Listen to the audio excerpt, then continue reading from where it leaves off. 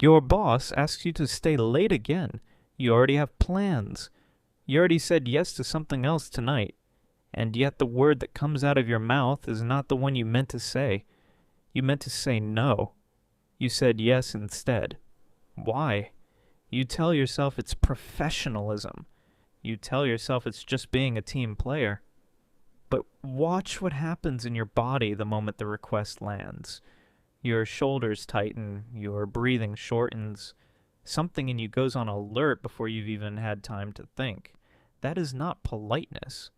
That is a threat response, and did not start in this office.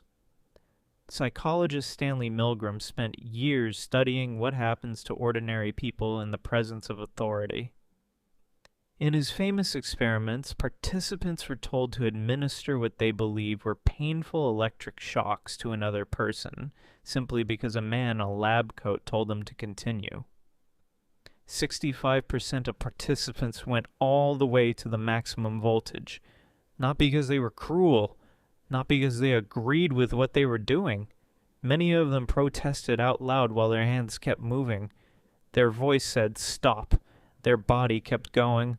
Milgram himself admitted he expected almost no one to comply. He was wrong, and that gap between his predictions and a reality is exactly the gap you live inside every time your boss makes a request. That gap between what you believe and what you do in front of authority is not a flaw in your character. It is a feature of how your nervous system is built. Somewhere in your evolutionary history, defying the group leader carried real danger. Exile, loss of protection, loss of resources.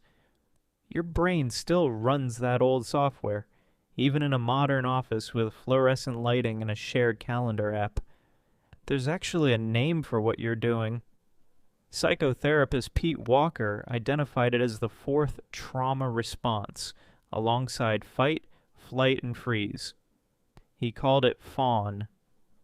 Fawning means appeasing a threat instead of confronting or escaping it, agreeing, accommodating, becoming helpful and pleasant until the perceived danger passes.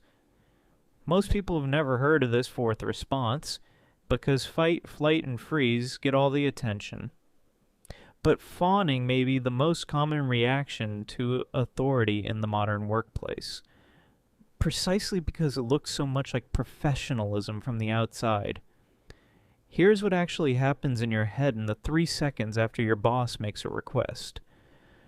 Your brain does a fast, automatic calculation. Is this person more powerful than me? Could disagreeing cost me something? Is the safest path forward compliance?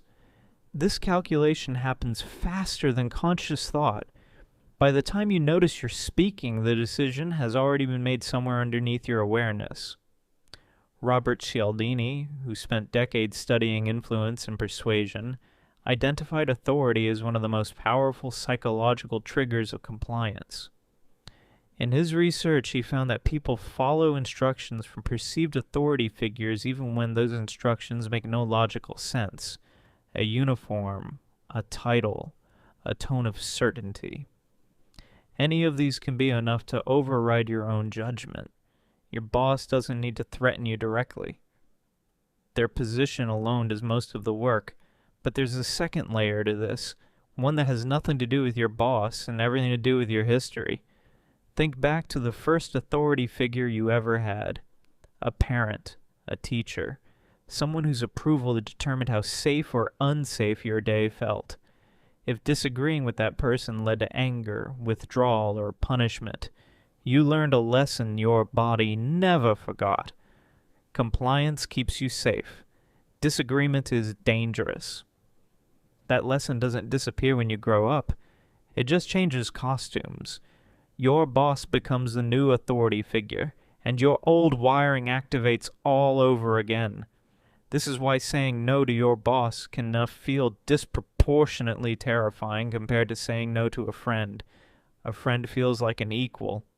A boss, on some unconscious level, gets filed in the same category as every powerful figure who came before them.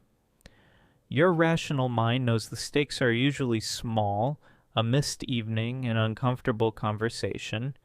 Your nervous system does not know that. It reacts as if the stakes are survival. There's also a subtler mechanism at play, one organizational psychologist Adam Grant has written extensively about. Grant's research on workplace dynamics shows that people frequently overestimate the social cost of saying no and underestimate the respect that clear boundaries can generate. In his studies, employees who set limits were often viewed by colleagues as more competent and more trustworthy, not less. The fear of disapproval is almost always louder than the actual consequence. So why doesn't this information change your behavior in the moment? Because fear doesn't respond to facts. Fear responds to felt safety. You can know intellectually that your boss probably won't fire you for declining one extra task, but knowing that doesn't stop your palms from sweating or your throat from tightening the moment you try to form the word no. That physical reaction is older and faster than logic. It doesn't ask for permission before it takes over. Surveys on workplace boundaries consistently find that a majority of employees admit to saying yes to requests they didn't have the time or the desire to take on, purely out of a fear of how no would be perceived. Most of them never test that fear. They simply assume the worst outcome and act accordingly, which means an entire career can be shaped by a catastrophe that never actually happens. Notice, too, what happens after you say yes when you meant to say no. There's a brief flood of relief, the tension in your chest releasing because the moment of danger has passed. But underneath that relief is something quieter and more corrosive. A small resentment, a slight erosion of your own sense of agency. Do this enough times, across enough years, and it stops feeling like an occasional compromise. It starts feeling like your permanent personality. You start believing you are simply someone who can't say no, as if it were a fixed trait rather than a learned response to perceived danger. Here's the part most people miss. The problem was never a lack of willpower. You are not weak for struggling to say no to your boss. You are running an ancient survival program in a modern environment that doesn't actually require it. The mismatch between the size of the threat and the size of your reaction is the entire story. Your body is protecting you from a danger that in most workplaces no longer exists in the way it once did. Understanding this doesn't make the fear vanish instantly, but it does change what you're fighting. You are no longer fighting a personal failure. You're working with a nervous system that needs new evidence. Every time you set a small boundary and the world doesn't collapse, your brain updates its model slowly of what is actually safe. The first no is always the hardest because it's the one your body has the least evidence for. The 10th no is easier, not because you've become braver in some abstract sense, but because you've built a track record your nervous system can trust. This is also why practicing boundaries in low-stakes situations matters more than people expect. Saying no to a small, unnecessary request builds the same neural pathway you'll eventually need for a bigger one. You are not just protecting your time in that moment. You are training your body to recognize that disagreement with authority does not automatically end disaster. There's an irony worth sitting with. The instinct that makes you say yes evolved to protect you. It kept your ancestors inside the group, inside safety, inside the resources they needed to survive. But the same instinct, left unexamined, can quietly hand your time, your energy, and your sense of self over to whoever happens to hold power over you today. The mechanism that once protected you can just as easily be the thing that costs you the most. So the next time your boss makes a request and you feel that automatic yes rising in your throat, pause for 1 second longer than feels comfortable. Notice the tightness in your chest. Notice the old alarm going off. It's not describing your present, it's echoing your past. And in that 1 extra second, you have more choice than you think. Consider what this pattern costs you when it runs unexamined for years. Every unwanted yes is a small transaction. A piece of your evening traded for a moment of relief. A weekend handed over to avoid 10 seconds of discomfort. None of these trades feel significant on their own. But add them up across a career, and you find people who look successful on the outside while feeling quietly hollowed out on the inside.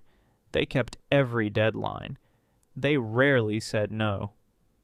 And somewhere along the way, they lost track of what they actually wanted, because wanting things required a kind of self-trust that got traded away one small yes at a time. There's a reason this pattern is so hard to see from the inside. Compliance rarely announces itself as fear. It disguises itself as virtue. You tell yourself you're being helpful. You tell yourself you're being reliable. You tell yourself good employees don't make things difficult. These stories feel true because they protect you from having to notice the alarm underneath them. But virtue and fear can produce the exact same behavior, and only one of them is a choice. It helps to separate the request itself from the story your body tells about the request. The request is neutral. Stay late tonight. Take on this extra project. Cover this shift. On its own, a request carries no danger. It's your nervous system's interpretation of the request, built from years of past experience with authority, that adds the danger. Two people can receive the identical request from an identical boss and have completely different physiological reactions, because they're not really responding to the request. They're responding to what the request means to them based on everything that came before. This is where the distinction between reacting and responding becomes useful. A reaction is instant, automatic, and shaped entirely by old patterns. It happens before thought has a chance to enter the process. A response is slower. It includes a pause, however brief, where you actually get to consult what you want instead of what you fear. The goal is not to eliminate the old alarm system completely. That system is wired in too deep, and trying to silence it entirely usually backfires. The goal is to create just enough space between the alarm and the action that you get to choose your next move, instead of your nervous system choosing it for you. That pause is also where your relationship with your boss actually starts to change, not just your relationship with yourself. Authority figures, whether they realize it or not, calibrate their requests based on what they've learned they can get away with. If every request is met with immediate compliance, the requests tend to expand over time because nothing has ever pushed back against the boundary. The moment you introduce a pause, a clarifying question, even a simple, "let me check and get back to you," you interrupt that pattern. You're not being difficult. You're providing your boss with new information about where the actual edges of the relationship are. Most reasonable authority figures adjust to that information quickly because most of them were never testing you maliciously in the first place. They were simply operating on the only feedback they'd ever received, which was always yes. None of this means every no will be easy, or that every boss will respond well. Some environments genuinely do punish boundaries, and recognizing the difference between an old fear response and a real present danger is part of the work too. But for the vast majority of everyday requests, the fear that arrives is disproportionate to the actual risk. The cost of one uncomfortable conversation is almost always smaller than the cost of a decade spent unable to protect your own time. Right now, somewhere, someone is about to be asked to stay late again, and this time the yes that comes out of their mouth won't be a reflex. It will be a decision.